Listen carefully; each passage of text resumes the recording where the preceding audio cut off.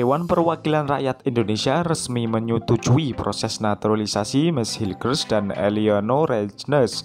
Dengan demikian, kedua pesepak bola asal Belanda itu disetujui mendapat status kewarganegaraan Indonesia. Persetujuan ini ditetapkan dalam rapat paripurna yang dipimpin Wakil Ketua DPR RI Lodewijk Fredrik Paulus di Gedung MPR DPR Jakarta. Apakah permohonan pemberian pertimbangan kewarganegaraan RI atas nama Eliano Reijnes dan Mads Hilgers disetujui? Kata Lodewijk pada peserta rapat. Setuju, jawab peserta di rapat. Dalam rapat Komisi Ek DPR RI, Menteri Pemuda dan Olahraga menjelaskan alasan Hilgers dan Reijnes diusulkan mendapatkan status kewarganegaraan. Selanjutnya, Kemenpora memproyeksikan mereka akan memperkuat timnas Indonesia untuk kualifikasi Piala Dunia 2026 zona Asia.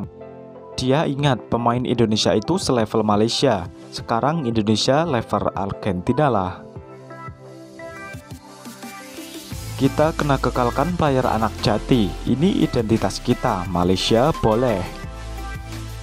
Manuel, pemain warisan Malaysia tak pernah muncul-muncul.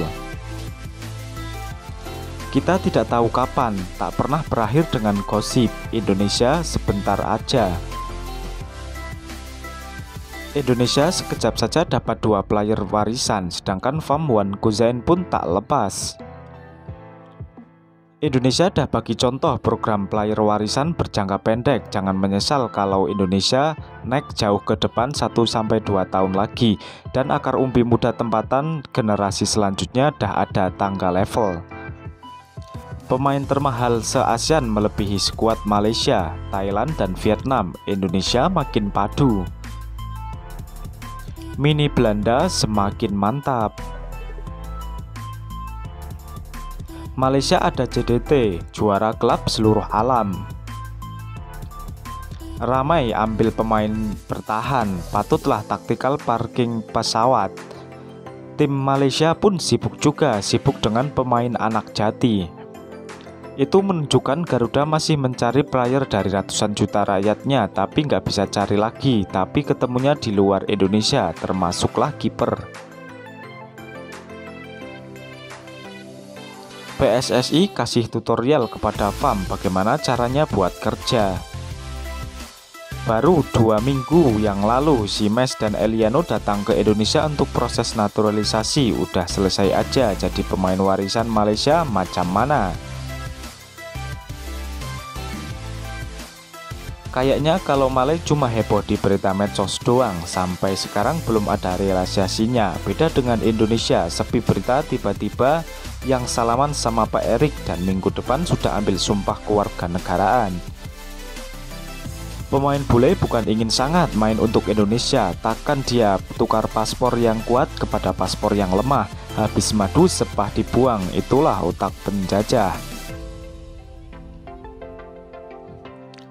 Rugi sekali 200 juta orang mereka lebih sibuk duduk dan ngejar pocong. Thohir buat kerja, Midin buat duit. Pengen cuci otak, mari kita lihat berapa tim di Liga 1, 2, dan 3 Indonesia. Seberapa besar kolam renang untuk pemain lokal mereka.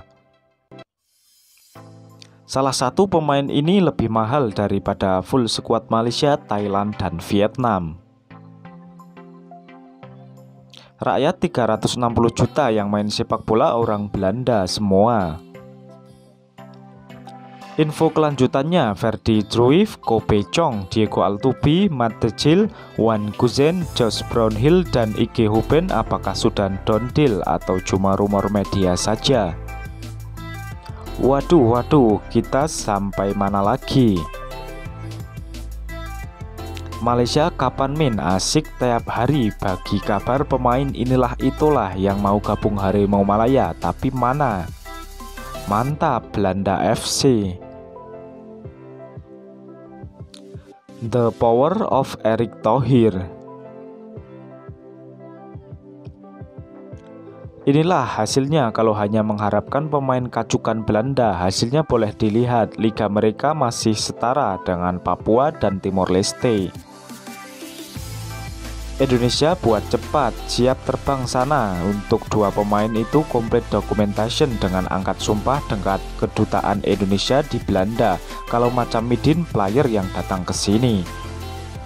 Dion Cole, Ferdi Cruyff, Corbin Ong, kok tidak masuk list? Bukan Indonesia, itu tim Belanda.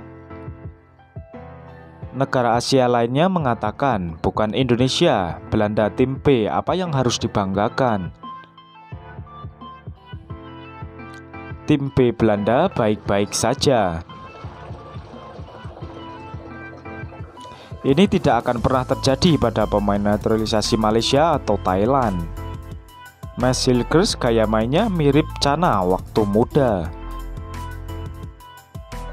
Indonesia berhak berada di atas Malaysia karena kualiti yang mereka tunjukkan. Malaysia selagi Hamidin ada, selagi itu ibarat hisap gam sambil berangan ke bulan. Bola sepak Indonesia sudah berubah banyak. Itu Erick Thohir, itu dia bagus. Pernah pegang Inter Milan kalau tak salah. Pengurusan yang baik dapat hasil yang baik. Pasukan Indonesia betul-betul hebat, tahniah. Tak dinafikan timnas mereka lebih hebat dari kita. Sebentar saja 2-3 tahun baru drop back. Kayak Vietnam dan Thailand zaman pertengahan 2010-an solid, lalu sekarang turun lagi. Asia Tenggara tidak pernah memiliki tim yang konsisten sepanjang waktu.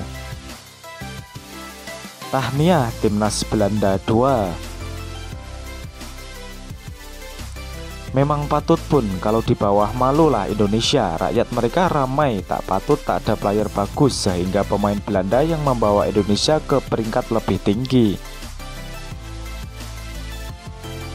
Sangat-sangat setuju karena rakyat Malaysia sendiri bisa melihat bagaimana Indonesia berkembang saat ini. Bolehlah atur friendly dengan Indonesia. Mereka sibuk karena tidak ada pemain Malaysia katanya, tapi pemain mereka di mana ini? Tidak ada yang bisa dibanggakan, sama saja dengan Malaysia jika rata-rata menggunakan pemain luar. Tak yah cerita bola sepak Malaysia, selagi ada Tokong dan Midin, selagi itulah Indonesia makin jauh meninggalkan Malaysia. Padahal Malaysia mempunyai Sergio Kun Aguero, apa masih belum cukup? Boleh tim Indonesia kopi original tim disisihkan, boleh dapat hadiah dari pemerintah, hahaha, asli tim dicopot. Pengurusan sepak bola Indonesia paling bagus di Asia Tenggara saat ini. Semoga lolos ke Piala Dunia. Pengurusan bola sepak Malaysia negara saya sendiri sangat mengecewakan. Untuk Indonesia oke, punya pengurus yang cakap. Mat Decil kapan welcome?